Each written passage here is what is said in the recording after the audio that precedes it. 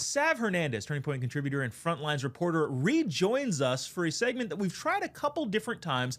This is producer Glenn. Now, the risk that we're taking here is that I have not seen any of these clips. You have not seen any of these clips. The risk is that we could get fired because we don't know what's going on in the sick, twisted mind of producer Glenn. I have no idea what he's about to show us. We will all collectively watch these videos together, and then I'd love to get your thoughts and reactions and weigh in on the severity of the cultural impact of said videos. Again, chosen by producer Glenn, by the way. If you have hate emails, tbt@tbusa.com, just headline it. Producer Glenn is either great or terrible, whatever. First one up. Let's just fire away. Ridiculous. You said I need to start taking care of myself. You are absurd. I'm marking what is mine. You're gerrymandering the apartment. It doesn't even make sense. These are my highly frequented areas. This is my chair. God. This chair was promised to my family 30 years ago. You bought it off Facebook Marketplace last month. This is ridiculous. Come on, you gerrymandered the TV. Just the Netflix icon. That's my ex-girlfriend's account. I still have the login. You don't need to do the chips. You've eaten my food before. This is leading into my room. That's an annex. Don't look at it. Come on. Are you kidding me? What? The lotion? What is that? Okay, that's where I sit. Hey, what's going on in here? Hey, babe. Chris is marking his territory in the apartment. Oh, that's so weird. Hey, what the hell is that? That's my girlfriend! I'm looking to redistrict it! Welcome to the absolute state of modern day politics. I feel like if we wanted to explain what gerrymandering was, that video was actually very educational. But seriously, I hate the fact that that was funny. That was genuinely funny, genuinely entertaining. Some risque moments, but we'll let it slide. But also, how is that different than what's going on currently? Like, can you come up with any reasons how that's different than what's going on in Illinois, in California? Some detractors will say in Texas, but who knows if that's actually going to stand up constitutionally. How is that actually different? No, I mean, that's actually how they do it. A guy just actually puts a blindfold on and they just like grab some, they like kind of like go like this on a paper with a blindfold. And then that's how they figure out the districts. That's how they do it. Okay. So, you know. So here's the problem with that theory is that actually might be more fair than some of the deep blue states, especially in Chicago. True. Where you've got like this tiny little thing and then it balloons up over here when this is a bunch of rural, probably conservative areas, and then it go tiny thing to get a bunch of the big major metropolitan areas. That's honest to God, somebody with a talisman blindfolded probably would actually be more fair in representing conservative voices, especially in blue states. Any other thoughts on that? You want to go continue on? No. Next video, Glenn, hit us with it. Let's go. Every 15 seconds, a home is broken into. That's why you need United Nations Home Security.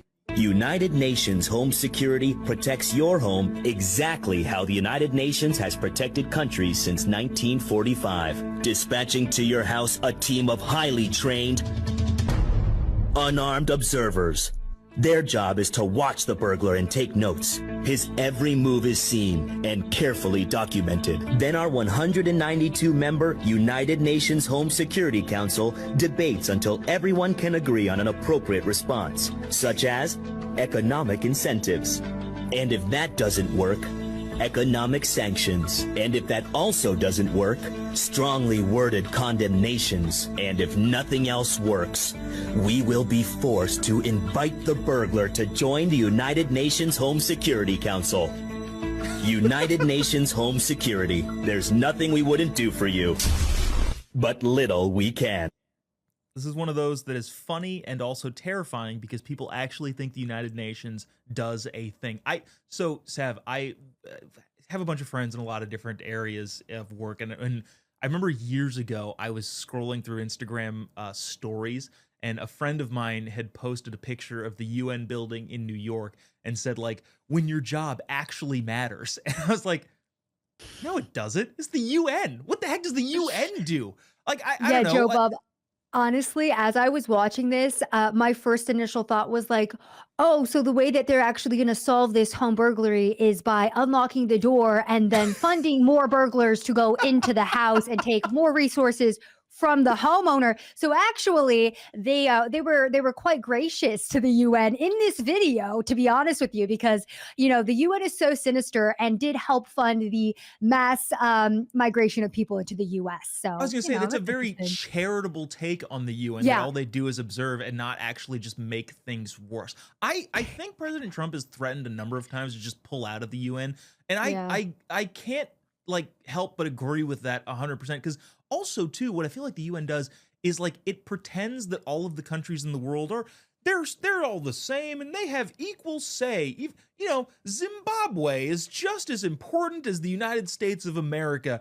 And I don't know. I can't handle it, and I feel like the American people gotta like wake up and go like, why are we funding everything that goes on in the UN? Joe Because Bob, we do. I feel like modern day society is like high school. Like everything can kind of be deduced back to and compared to high school, where you have all of these groups and clubs that don't actually do anything and have no real merit in society. And also, how is the majority of anything running in society? Because everyone's actually kind of an idiot behind the scenes and has no idea what they're doing. Welcome to the modern day. It's actually baffling the older you get and the more people you work with and the more organizations like the UN that you look into. It's like, how is the world running? Like, how are things even operating right now? Like, what's going on? I have no idea how anything is ever done ever at any point. Yeah. At the risk of going on to, but I think this is actually interesting for the viewers. So Sav and I went to Davos for the World Economic Forum. I was there to cover it journalistically. Sav was there speaking on a panel because she loves the World Economic Forum.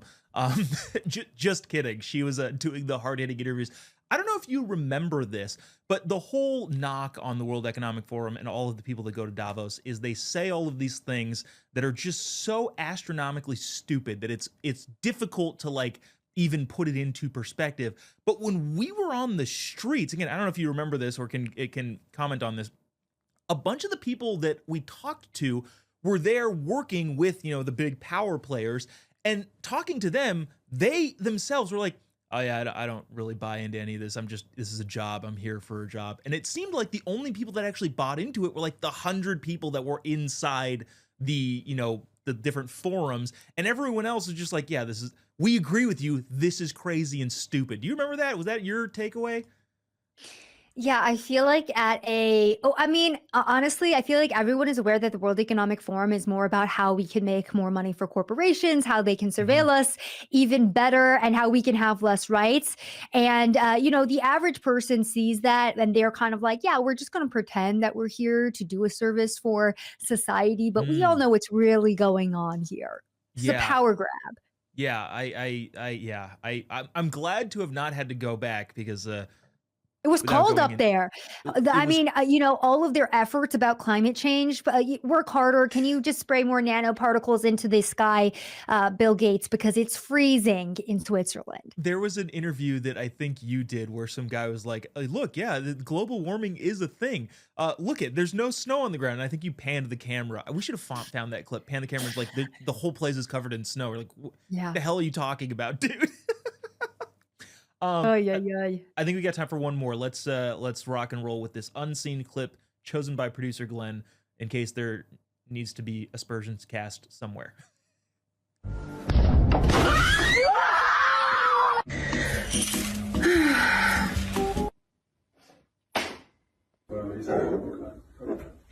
Oh.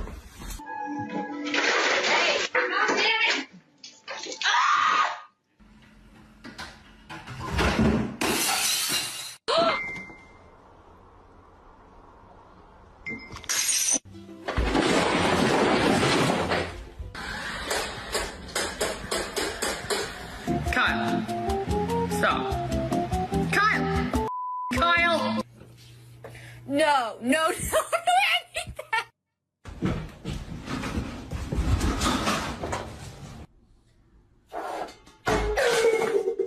Pippin, no. Stop it.